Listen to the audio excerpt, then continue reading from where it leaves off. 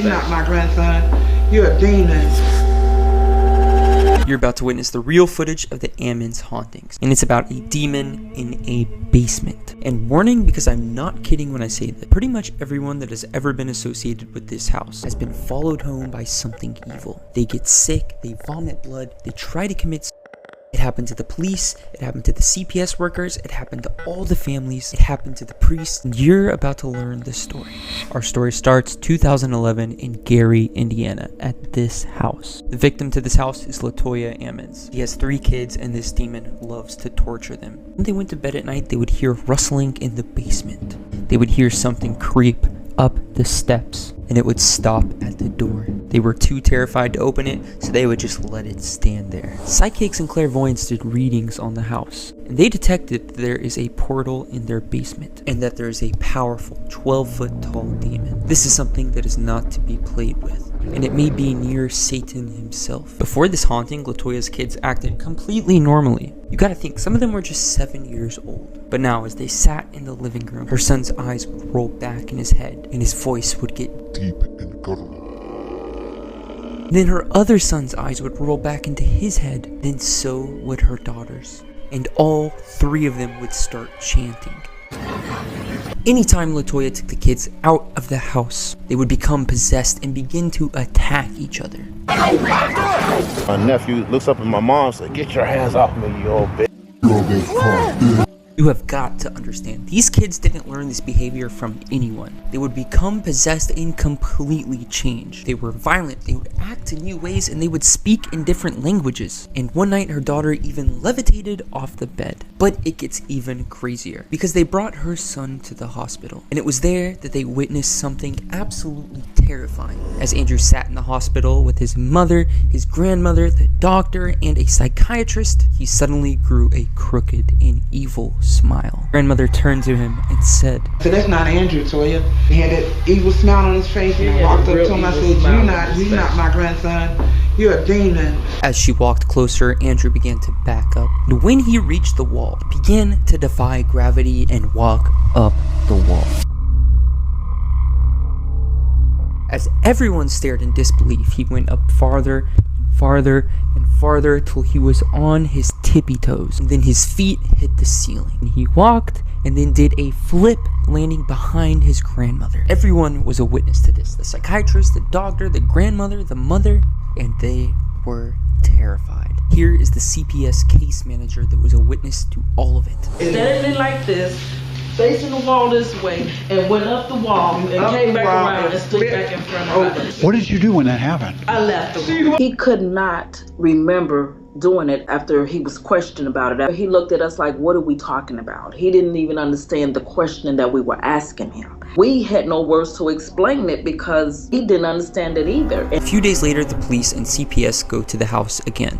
You haven't been here since the last time. Everything pretty much intact when you guys left it? Whose room is this? The police officers go down into the basement while a priest and a CPS worker stay in the living room. And then they notice that there is oil dripping from the blinds. And it's not coming from the ceiling, it is coming from the middle of the blinds and going directly downward. So the CPS worker walks up to it and decides to touch it. She reaches out and feels it with the side of her hand, but she instantly recoils. She screamed in pain, and then her hand turned white. All of the blood was rushing out of it, and her pinky, which got the oil on it, would stay white. She was in an immense amount of pain. All throughout history, when fluids leak from walls, it is associated with demons. You will see it in every case. So as the police are in the basement, they notice that under the stairwell, the concrete stops and it turns to dirt. So they grab some shovels and they start to dig. Digging whatever, he had dug about 4 feet. The officer? Right. They start to find items. They find one of Latoya's nails, find her underwear, and they find a pot from her kitchen. Something has been coming out of the basement at night, grabbing items, taking them back down and burying them under the stairwell. Police also had an audio recorder running while they were in the basement. And as they listened back, they were terrified to hear a voice.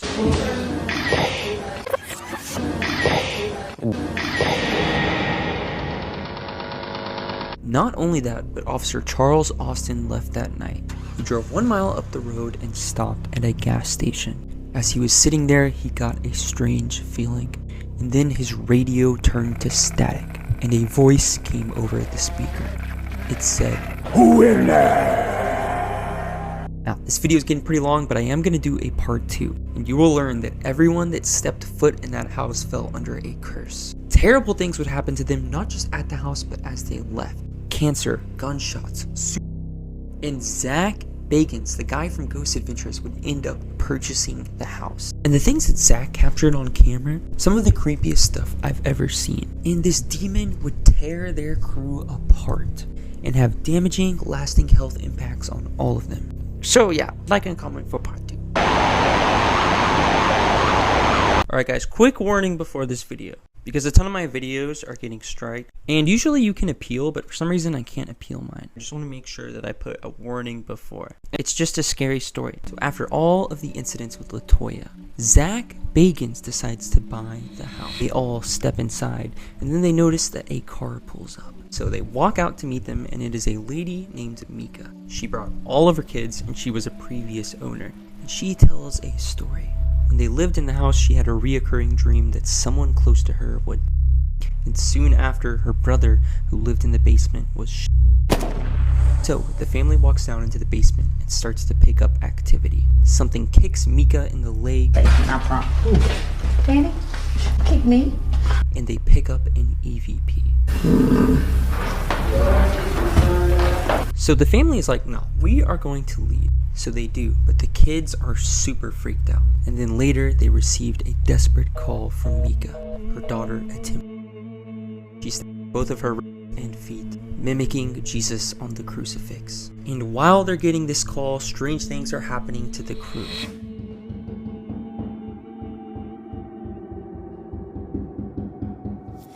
Zach gets overtaken by something evil, and he begins to attack people. You may think maybe he's just acting, but then they hold an EMF reader to his body. It's magnetic. And what was I giving off? Maybe 8 to 12 million times normal. What? And at first, it only messes with Zach. But then every single one of them gets affected. They get angry, sick, confused, dizzy, and one of the cameramen wanders down into the basement and lays on the floor. At this point, many of the people in Zach's crew just quit. They're dropping out because they can see now that this thing is affecting everyone. So they decide to give it a break and spend some time away from the house. But things just get worse and worse. Zach's good friend Debbie reaches out to him, and she tries to make contact with this demon. Keep in mind, she lives super far away, so she pulls out a recorder and attempts to make contact.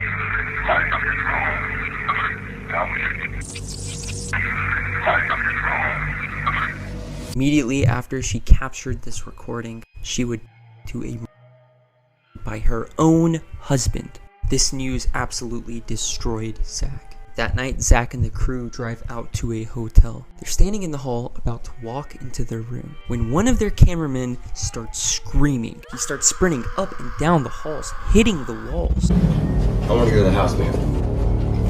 Come for you! Nothing. It's a if there's anything here, it's a here? Huh? And then he runs into the bathroom. From there, he starts to vomit. So the crew, they grab him, bring him into the hotel room, and sit him down. Then they notice that around his body is extremely cold. So they bring an EMF detector up to him, and it spikes to its maximum. And then the cameraman, which his name is Adam by the way, looks over at Zach. He is no longer himself, and he says, Like backed up off of him like I'm like a towel dryer. It's all staticky. I'll find you. Dr. Taff, who's doing the investigations with them, was in a hotel room upstairs, and he also fell extremely ill. He had to go to the hospital where they learned that all of his organs were shutting down. He has never had any health issues like this before. He would say that as he had fallen asleep that night, he could feel this entity lurking. He would hear rustling and then feel a sharp pain. And then he would realize that he was now on the floor. Now for the absolute craziest part of this story. Zach decides, you know what, I'm going to board up every single window, every single door inside of this house. But I am going to be inside. He wants to get to the bottom of this and face this thing. Little did he know, this wouldn't just be a scare. This entity would damage him for life. Good luck.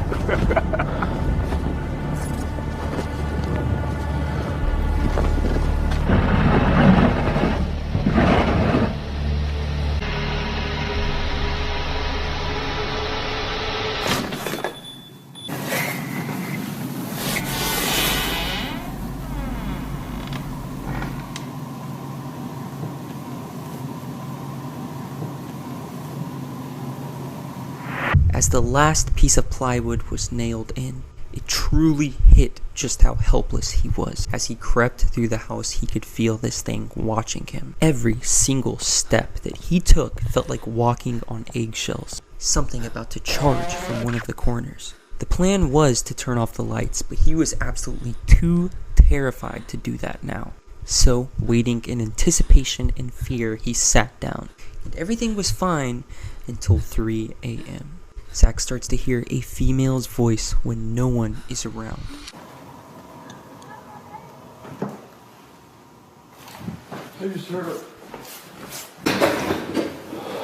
Zach backed into a corner by the front door until he eventually worked up the courage to go to one of the bedrooms. It was there he sat staring directly at the door. And as a presence began to grow stronger and stronger, it became too much to bear. And then something from the basement walks up the stairs.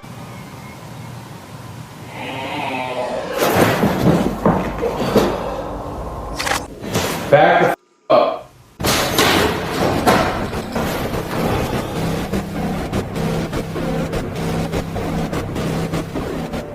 Zach felt a sharp pain in his eyes. He ran around screaming, holding his head, knocking things over. God, my eyes. Ow.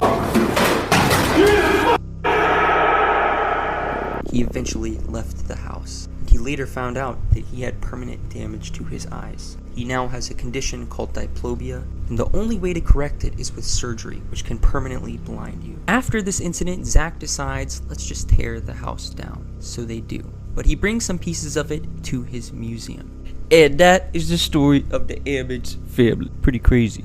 And let me just say, Zach is very brave. And I hope everyone affected